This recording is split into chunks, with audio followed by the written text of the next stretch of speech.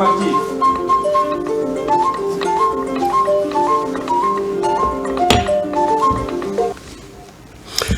Il est 13h temps universel, même heure à Go dans Lola. Bonsoir, bienvenue. Les titres du journal.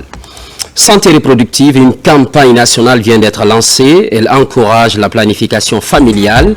Cette ambition est affichée au centre de santé de Eremakono. Nous sommes dans la préfecture de Kissidougou. Et puis, assistance aux démunis, la structure Guinée Events vole au secours de 22 orphelins ainsi que des centres sociaux de la capitale. Le geste intervient à la faveur de la 7e édition de la Journée des orphelins. Sport handball, la Guinée participe à la 26e édition de la Coupe d'Afrique des Nations Senior Dames. La compétition se joue à Kinshasa, en RDC. Le Sili handball a fait sa deuxième sortie avec un match nul de 28-28 face à la Tunisie. C'est tout pour les titres. Hors du pays, le Premier ministre séjourne au Maroc, c'est dans la ville de Tanger précisément, où se tient un forum international. La Guinée s'est fait entendre à travers son chef de gouvernement, Amadou Ouriba, livre le message de Conakry, extrait à suivre ensemble. Nos relations sont excellentes.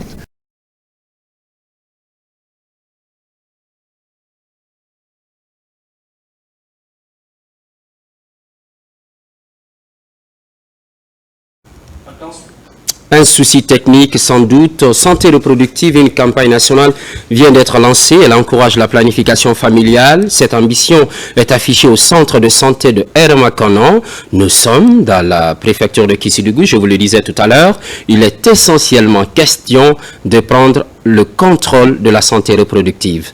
Marouane Kamara. À Kissidougou, les parents peuvent désormais espacer les naissances et éviter les grossesses non désirées. Au centre de santé Ermakono, dans la commune urbaine de Kissidougou, une campagne nationale de planification est lancée. Elle est initiée par la direction préfectorale de la santé à travers les partenaires techniques et financiers. Chaque jour, il y a au moins, sur toute l'étendue du territoire, il y a 6 femmes qui meurent en République de Guinée par suite d'accouchement. Alors si nous prenons ces nombres de décès, nous multiplions par 365 jours, voici le nombre, ça fait vraiment important, ça donne à réfléchir.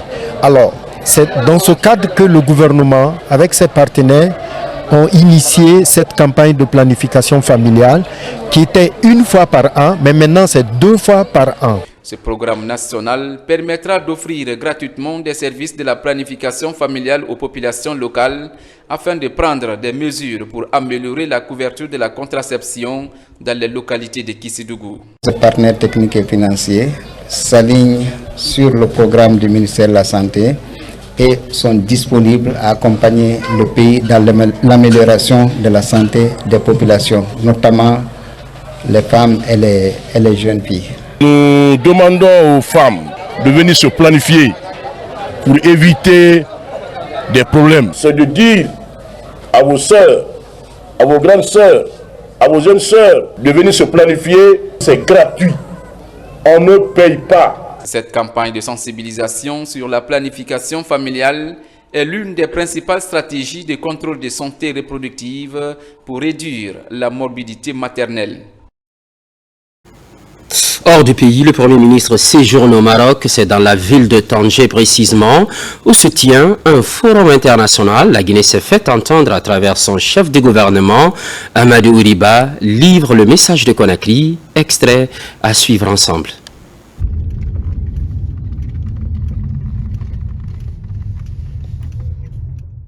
Les relations de coopération entre le Maroc et la Guinée, ce sont des relations traditionnelles qui datent depuis les débuts des années des indépendances et même bien avant.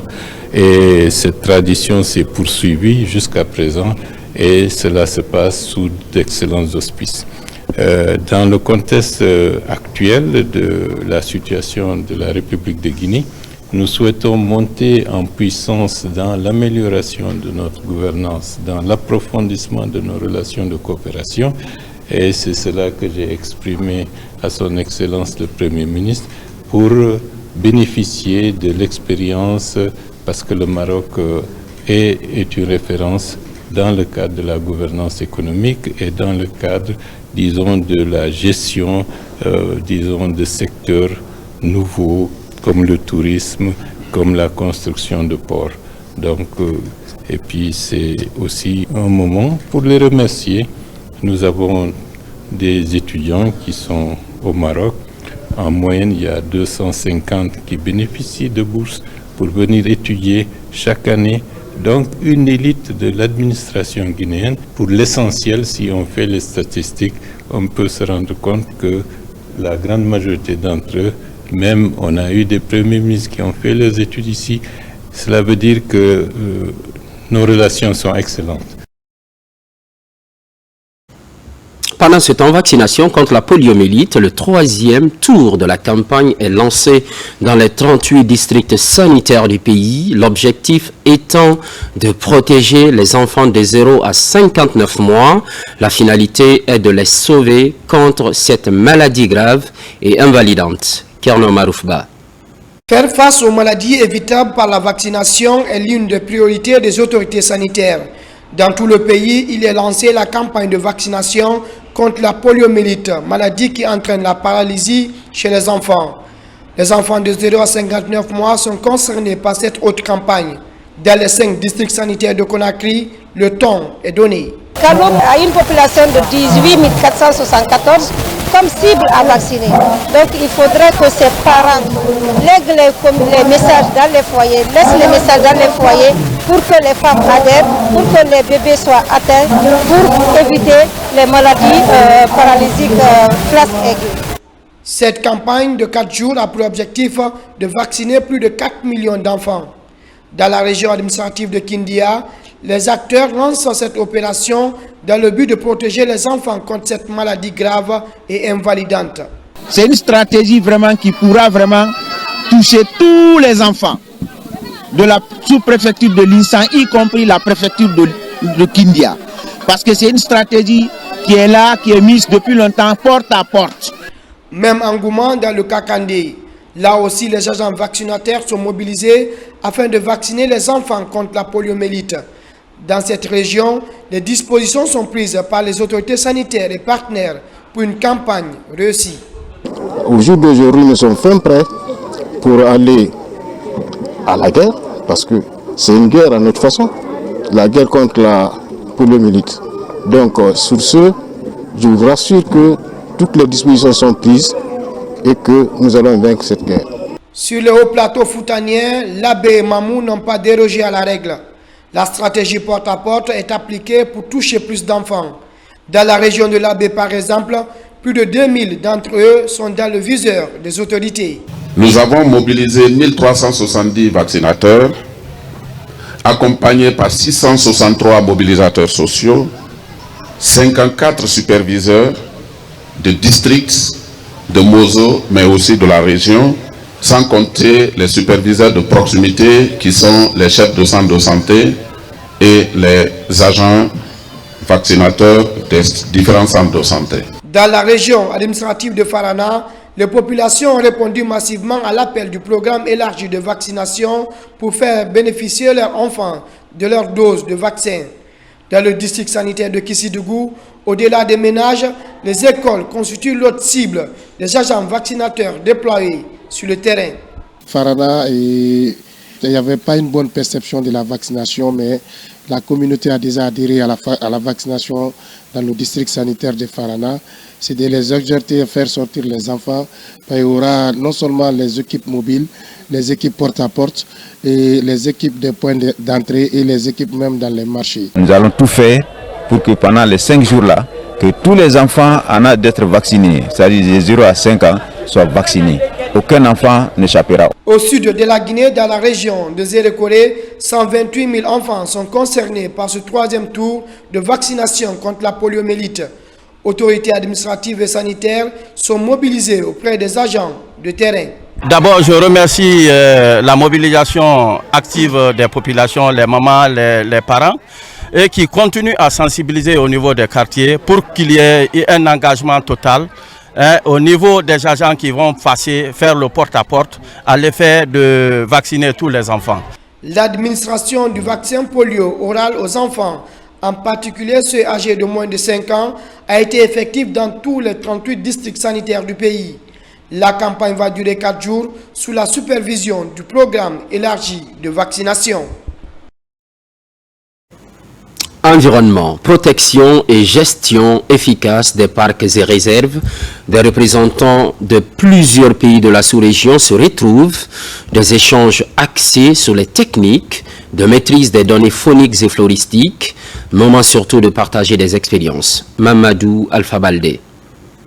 Disposer des données fiables et actualisées sur le contenu des parcs et réserves est l'un des principaux objectifs du cadre mondial de la biodiversité.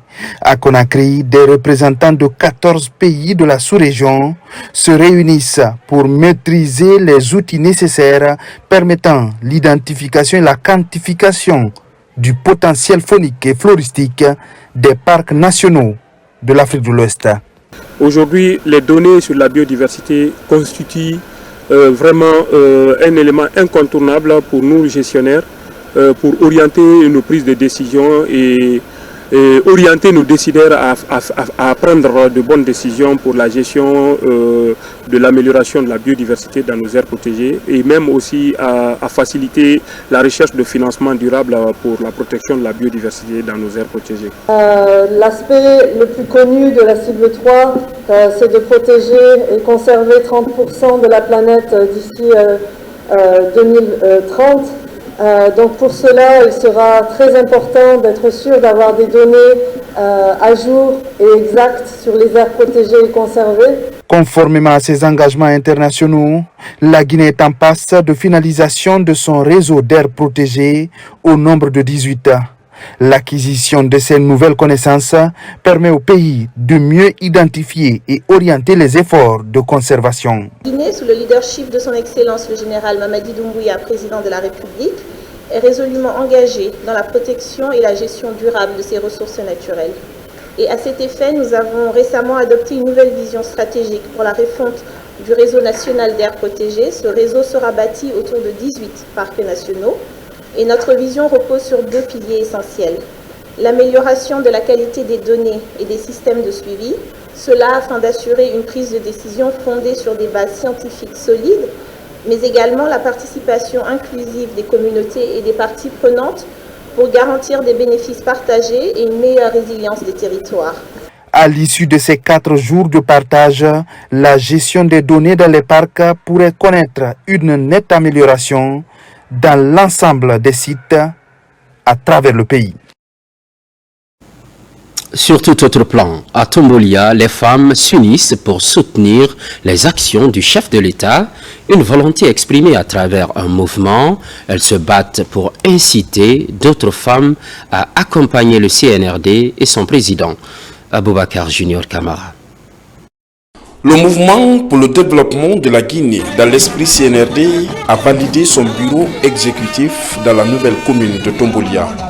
Ce groupe de femmes leaders a réitéré son engagement indéfectible d'accompagner le président de la République suite aux efforts inlassables du chef de l'État dans l'accompagnement des femmes pour leur autonomisation. Depuis l'avènement du CNRD au pouvoir, nous constatons et apprécions les nombreux chantiers qui ont eu un impact positif et appréciable sur les conditions de vie de la population guinéenne, notamment le démarrage du projet Simandou qui aura un impact assez significatif sur les conditions de vie de la population. C'est le coordinateur national des mouvements et associations qui soutiennent le chef de l'État qui a présidé la cérémonie. L'émissaire du général Mamadi Doumbouya a mis l'occasion à profit pour expliquer la vision du président de la République sur la lutte contre la pauvreté et le partage de la prospérité conformément au contenu de l'avant-projet de la nouvelle constitution. Tombolia est dans l'esprit. Ça fait notre 4e ou 5e fois aujourd'hui que nous passons ici pour des validations. On appelle tous les jeunes à se donner la main, à cultiver la paix, à cultiver l'unité nationale pour que notre pays, qui a tout, qui a toutes les richesses, ce qui nous manquait, c'était les ressources humaines. Nous avons aujourd'hui un président qui pense guinéen, qui est soucieux du Guinéen, qui est prêt pour défendre le Guinéen partout. Notre commune aujourd'hui est devenu un chantier de construction, de reconstruction des routes, des infrastructures communautaires en faveur de cette population de la commune urbaine de Tombolia. Nos citoyens de la commune urbaine de Tombolia. C'est pourquoi, franchement, je demande à toute la population guinéenne de façon générale de soutenir le président général d'armée, Mamadi Doumbouya, parce que c'est lui qu'il nous faut maintenant. Les femmes de Tombolia, membres du mouvement Guinée Développement dans l'esprit CNRD, comptent accompagner le président de la République dans sa vision de développement enclenchée dans le pays depuis le 5 septembre 2021. Par ailleurs, assistance aux démunis, la structure Guinée Events vole au secours de 22 orphelins ainsi que des centres sociaux de la capitale. Le geste intervient à la faveur de la 7e édition de la Journée des orphelins, une journée de partage visant à redonner le sourire à cette couche. Son Assagnon. À l'occasion de la Journée mondiale de l'enfance, la structure Guinée Events, avec l'appui du ministère de la Promotion féminine de l'enfance et des personnes vulnérables et des partenaires, a célébré la 7e édition de la Journée des orphelins, une journée récréative et de dons dédiée aux enfants de 22 orphelinats et centres sociaux de Conakry. L'événement s'est déroulé au jardin du 2 octobre. C'est le lieu de remercier le président de la République, son Excellence le général Mamadi Doumbouya. L'objectif, c'est d'offrir une journée de bonheur gratuite. Et alhamdoulilah, ça se passe très très bien. Vous voyez vraiment des centaines d'enfants qui sont mobilisés ici. Ils ont joué, ils ont mangé et on a assez de dons qu'on va partager pour les enfants. La particularité de cette édition, c'est que c'est la particularité très spéciale. Cette année, on a décidé de rendre hommage à des personnes, des encadreurs, des fondateurs d'orphelinats qui malheureusement sont décédés récemment. On remercie tous nos partenaires, tous nos sponsors, tous nos ambassadeurs, grâce à qui on a pu mobiliser tous ces dons-là pour ces enfants. Je voudrais encourager M. Diallo et toutes les personnes qui appuient ces enfants qui n'ont pas eu la chance d'avoir leurs deux parents à continuer. Parce qu'ils permettent à ces enfants de vivre leurs rêves tout au long de leur vie et de montrer à ces enfants plus tard que la communauté ne les a pas oubliés. Et voir ces enfants réussir plus tard dans la vie et aider leur famille et leur communauté, je pense que c'est notre fierté. L'une des missions de la structure étant de porter assistance aux démunis, la structure décide de redonner le sourire aux orphelins à travers des dons de vivre et de non-vivre, des prestations artistiques, des chants et danses. Les enfants ont eu droit à d'agréables moments en compagnie de leurs bienfaiteurs. Cela est une joie immense pour la coordination des orphelins de Guinée et surtout pour les représentants des différents orphelins qui sont là et surtout une très grande joie pour les enfants des orphelins qui sont invités ici aujourd'hui. Et ce n'est pas une première édition, c'est une 7e édition déjà avec Guinée Events qui ne cesse de donner du sourire aux enfants des orphelins de Guinée. C'est l'occasion pour nous de les remercier, l'occasion pour nous de les encourager, l'occasion pour nous d'informer les partenaires et personnes de bonne volonté d'accompagner Guinée Events par rapport à ces événements. En tant qu'ambassadrice, l'une des accompagnatrices de ce projet, parce qu'on n'est pas seul, hein, il y a beaucoup d'entreprises, beaucoup de bonne volonté qui ont bien voulu accompagner ce projet-là. Et on ne peut que les encourager. Cette journée a été l'occasion pour la structure Guinée Events de sensibiliser et plaider pour des politiques d'amélioration du quotidien de ces enfants vulnérables.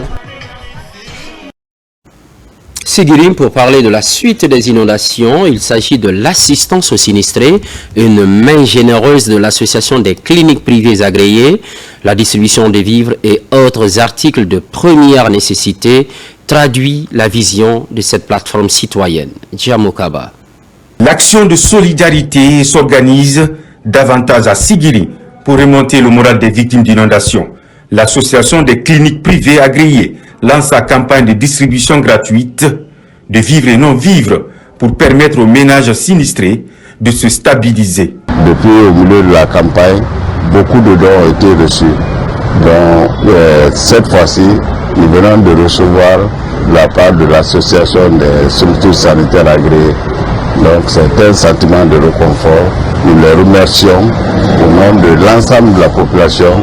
Nous les remercions au nom de la commune urbaine, du personnel de la commune urbaine et de son président Souleymane Keïta.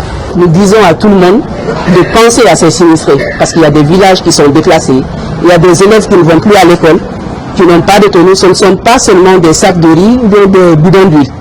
Nous pensons aussi aux vêtements, des tenues scolaires, parce qu'il y a des élèves, si on ne vient pas en aide, à ce moment, ils n'iront pas à l'école. Au-delà de leur mission dans la société, ces professionnels de la santé participent à l'élan de solidarité nationale pour soutenir des personnes en détresse.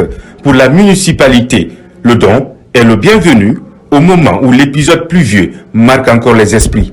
Ce matin, nous sommes sur le terrain pour venir faire une assistance à nos parents, à nos frères sinistrés des inondations passées pendant la saison des pluies. Notre association a pu offrir à ces sinistrés 50 sacs de riz de 25 kg et 50 bidons d'huile CAO de 5 litres et 12 cartons de savon diamant. Cette année à Sigiri, plusieurs dégâts ont été enregistrés après le passage des inondations. Par cette remise officielle de vivres et non-vivres aux sinistrés, l'association des cliniques privées agréées traduit sa vision pour accompagner le gouvernement. Chaque 2 novembre, une attention est portée aux personnes qui ont quitté ce bas monde. En Guinée, c'est l'occasion d'assainir le cimetière. Les différentes familles sont invitées à nettoyer les tombes de leurs parents disparus. C'était le cas au cimetière de Cameroun et de Bolbiné. Alassane Tambaya Conté, Marwan Kamara. Chaque 2 novembre, les familles musulmanes et chrétiennes se mobilisent pour nettoyer les tombes de leurs défunts dans les cimetières du Bolbiné et du Cameroun. Je pleure au fond de moi le fait que c'est un grand jour solennel pour nos parents qui nous ont quittés. Et surtout le cimetière là où nous sommes arrêtés là, il y a des gens en commentation qui ont sauvé la Guinée. Vous avez compris, non? C'était des martyrs, nos martyrs.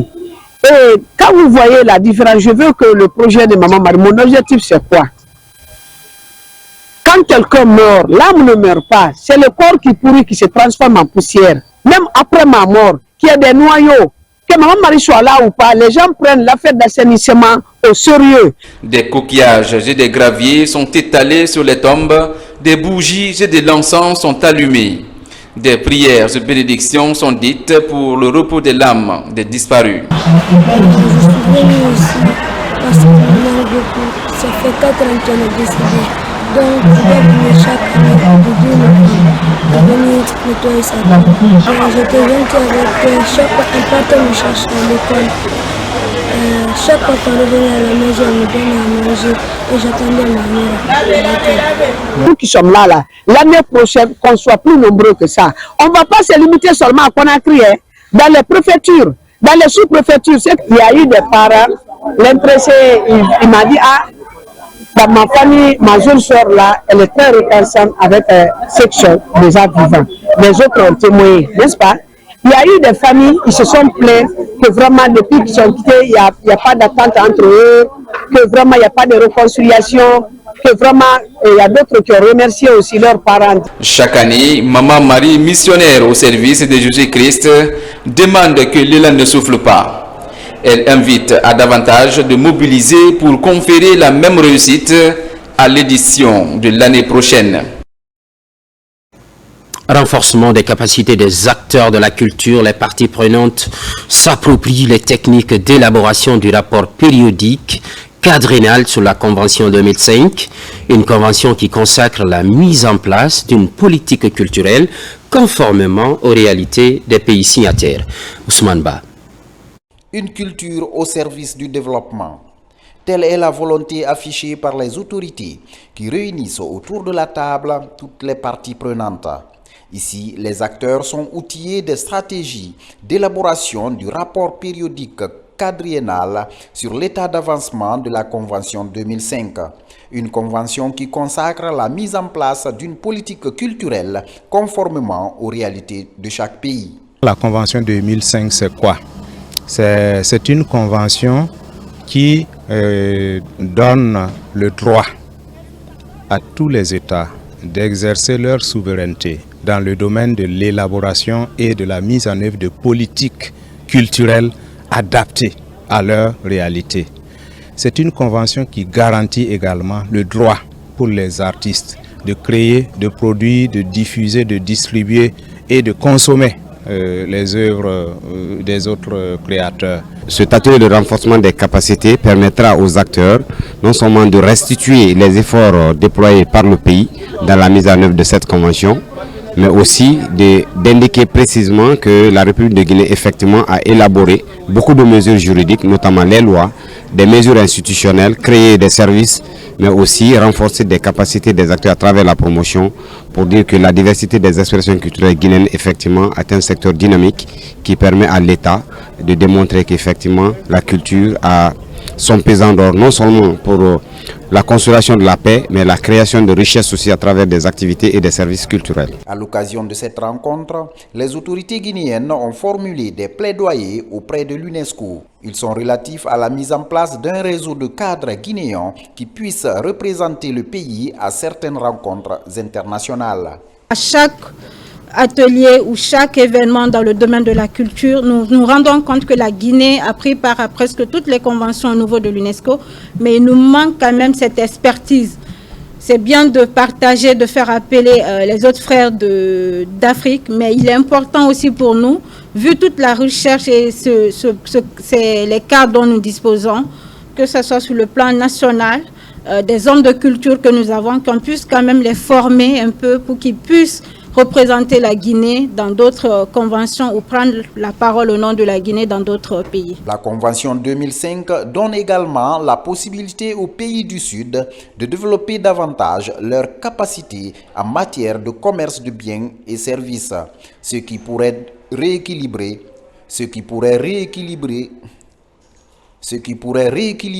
la balance commerciale au plan culturel où l'Afrique ne compte qu'à peu près 1% selon les spécialistes.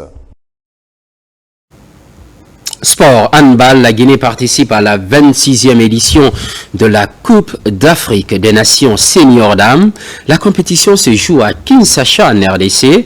Elle s'étend de 27 novembre au 7 décembre 2024.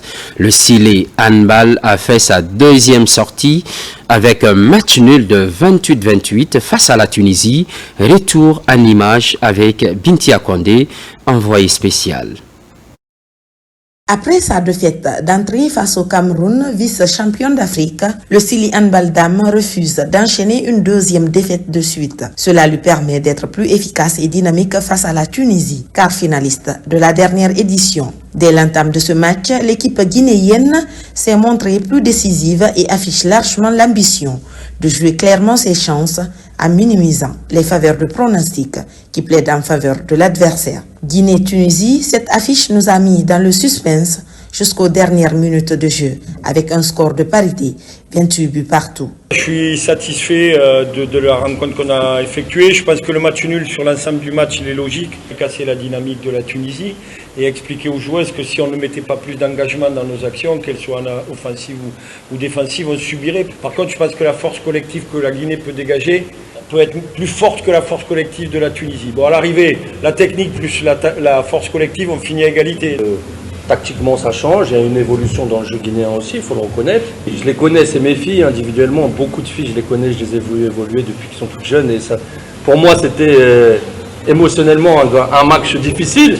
Après, le handball, il évolue beaucoup. Donc, ils ont un technicien, il a bien travaillé. La preuve, il y a un mec, on a fait match nul avec eux. Pas de victoire pour la Guinée, mais cela ne change pas l'objectif primordial, qui reste la qualification à la prochaine Coupe du Monde. Les joueuses guinéennes devront sortir le grand jeu face à l'Angola pour se repositionner avant le match face à la RD Congo, pays hôte. Mais on s'est dit qu'il faut mettre, si on veut marquer, il faut que limite on rentre avec la balle dans la cage.